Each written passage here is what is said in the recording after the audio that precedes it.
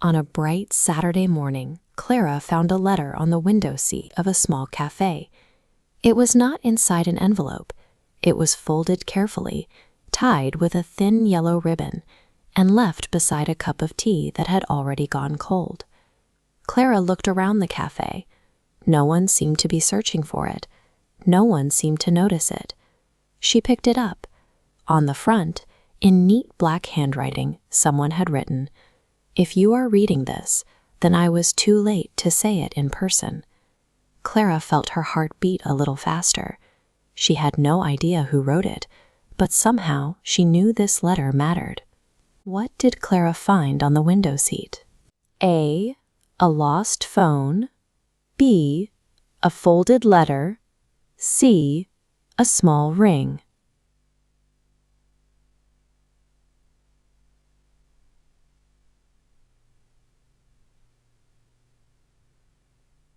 The correct answer is B, a folded letter. Folded means bent carefully into a smaller shape. Clara found a folded letter because someone left it there intentionally, drawing her into the mystery. Clara sat near the window and opened the letter slowly. The paper smelled faintly of rain and old books. The first lines were simple. "I come here every week at 10 a.m. I always sit near the window.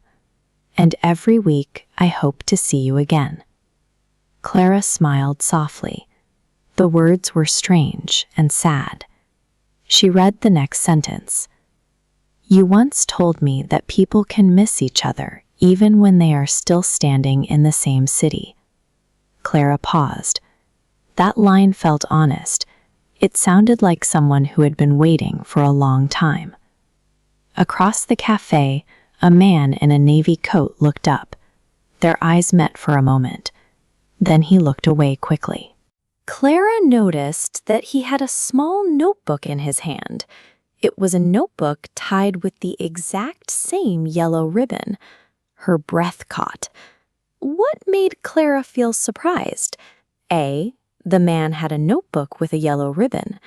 B, the cafe was closed. C, the tea was hot. The correct answer is A. The man had a notebook with a yellow ribbon. A ribbon is a thin, decorative strip of material used to tie or decorate something.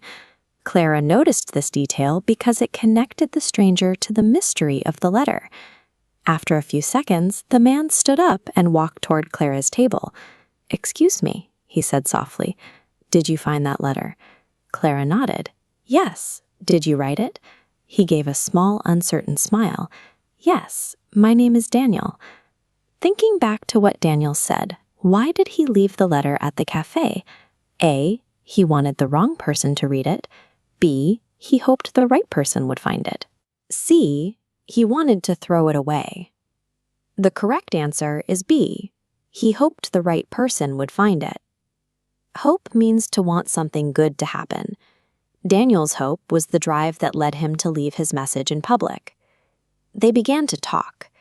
Daniel explained that he worked as a violin teacher at a music school nearby. Clara shared that she was a designer, spending her days creating book covers for local authors. Then Daniel shared the truth. The letter was not written for a romantic interest. He had written it for his sister, who used to visit this bookstore with him every Saturday morning until she abruptly stopped coming. For months, Daniel had been leaving these private, unsent messages in public places, inside books, in cafes, and in train stations. It was his way of managing the quiet weight of his loss. Clara felt the mood of the story change. It became more tender. Looking at the options on screen, what does tender mean? A, gentle and full of feeling. B, loud and dangerous. C, confusing and broken. The correct answer is A, gentle and full of feeling. Tender is used to describe soft emotions or kind care. This realization transforms the mystery into a profound exploration of human grief and emotional honesty. Clara turned to the very bottom of the letter. She discovered one last hopeful sentence. If I ever meet you again, I hope I can tell you the truth." She looked at Daniel, realizing they were both searching for a way to be heard. What changed in the dynamic between Clara and Daniel? A, they became angry. B, a quiet connection began. C, they stopped talking forever. The correct answer is B, a quiet connection began. A connection is a relationship or bond between people. Daniel confessed that he had once been in love, but he was paralyzed by the fear of expressing his feelings too soon or saying them too late. Clara took out her own blue notebook and wrote one new line. "Sometimes love begins as a quiet conversation." Both characters admitted to being afraid, meaning scared or worried. This shared vulnerability, articulated through their conversation, became the foundation for a genuine connection. They spent the afternoon discussing memories and Clara's search for a place that felt like home. She hadn't found it yet, but sitting there with Daniel, she felt she was getting close. Before leaving, Daniel took out one final letter for his sister. He didn't let Clara read it, but he summarized the message. He was still waiting for the day his sister might return. Curious, Daniel chose to keep this letter private. What does private mean? A, meant only for one person or a few people. B, very noisy and public. C, easy to forget. Count your points and write your score in the comments below. Don't forget to review any new words you learned today. Welcome back to the cafe. Today we step back into Clara and Daniel's quiet world for the second part of our story. We pick up on the second Saturday. Clara stops at the door, telling herself she is only coming out of habit. Inside, Daniel is waiting. They share a small lemon cake and key, and Clara confesses that the part of his letter about being afraid of too soon or too late really stayed with her. This leads us to our first questions. Question 11. Why did Clara tell herself she was only coming for tea? And question 12. What did Clara say she had been afraid of? The answer to 11 is B. She was nervous and did not want to admit her real feelings. To admit means to accept or say that something is true, especially when you are reluctant to do so. The answer to 12 is B. Clara was afraid of moving forward after something ends. When Daniel asks about this, he is gentle, not intrusive, meaning he doesn't ask questions that are too personal or unwanted. Notice how Clara focuses on a simple physical thing, like a cup of tea. In literature and in life, focusing strictly on concrete practical actions is often how we hide complex nervous feelings from ourselves. After finishing the cake, Daniel slowly opens his private notebook.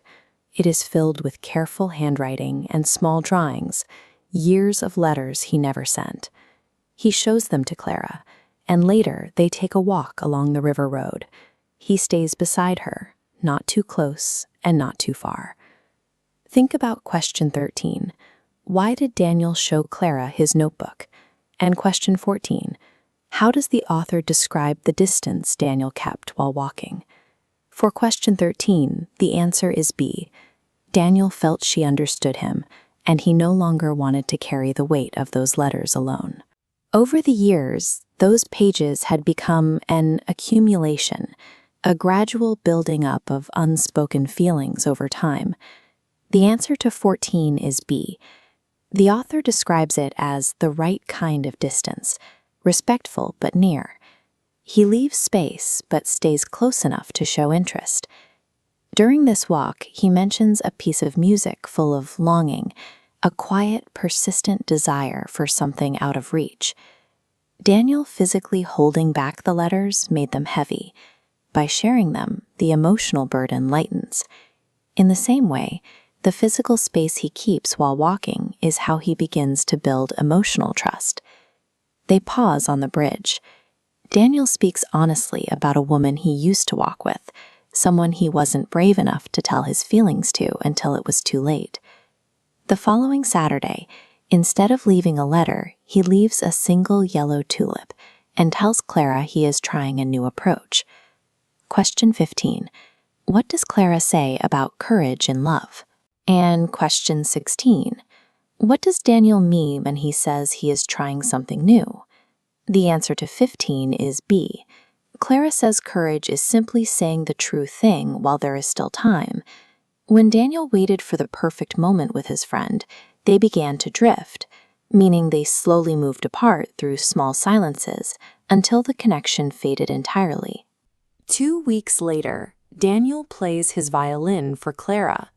The music isn't sad, it is patient, waiting without giving up. This brings us to question 17. How did the music make Clara feel? Notice the pace of the scene. The moment is unhurried, calm and relaxed. There is no despair, no complete loss of hope in the notes he plays. The answer to 16 is B. Daniel is trying to say his feelings directly in person. And the answer to 17 is also B. Clara feels deeply moved, sensing the music is deeply honest and patient. Daniel's new directness matches the clarity of the notes he plays. Real courage rarely looks like a dramatic movie screen speech.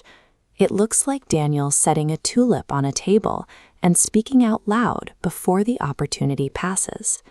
That night, Clara opens her own notebook. She writes that she has spent her life designing things from a safe distance, making sure they are arranged perfectly before letting them become real.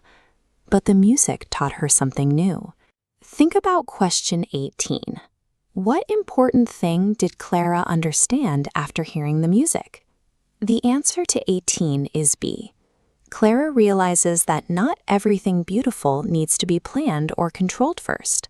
She notes that love leaves marks even when it is incomplete, meaning even when it is unfinished or unspoken. On their 4th Saturday, they return to the bridge. We arrive at question 19. What brave thing did Daniel do on the bridge? Take a moment here. Pause the video and think about what the word brave means in a story that focuses entirely on quiet, honest moments. The answer is B. He gently took Clara's hand. In this context, reaching out is vulnerable. It means leaving yourself open to being hurt emotionally. Taking her hand isn't an aggressive claim. It is an honest question asked without words.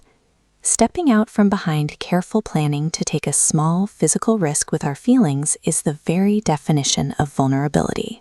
On the 5th Saturday, the window seat is empty. Clara finds one final piece of paper waiting on the table. In it, Daniel explains how she changed everything and writes that he is waiting at the corner table. Intrusive, accumulation, longing, drift, unhurried, despair, incomplete, vulnerable, and presence. Listen to how these ideas fit together in the story's best lines. I think courage in love is not the big thing. I think it is just saying the true thing while there is still time. Not everything beautiful needs to be planned first. Music does not know how to lie. It leaves marks, even when it is quiet. Even when it is incomplete. You've practiced deciphering complex emotional metaphors and mastering the vocabulary of quiet human connection. Take these words with you. We'll see you in the next story. Excellent work! You've reached the end of today's story lesson. Remember, an answer to question correctly during the story, give yourself 1 point. You can download the illustrated storybook using the link below. Keep practicing English every day. See you in the next lesson.